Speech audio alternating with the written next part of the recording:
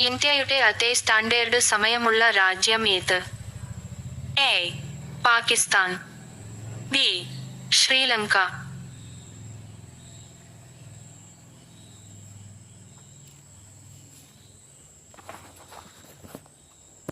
2025 ലോക പരിസ്ഥിതി ദിനത്തിന്റെ പ്രമേയം എന്താണ്?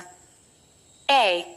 പ്ലാസ്റ്റിക് മാലിന്യം അവസാനിപ്പിക്കുന്നു, ബി.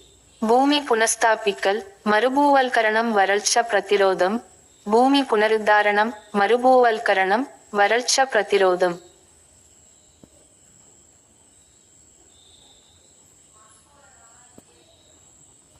കേരളത്തിന്റെ ജീവരേഖ എന്നറിയപ്പെടുന്ന നദി ഏത്?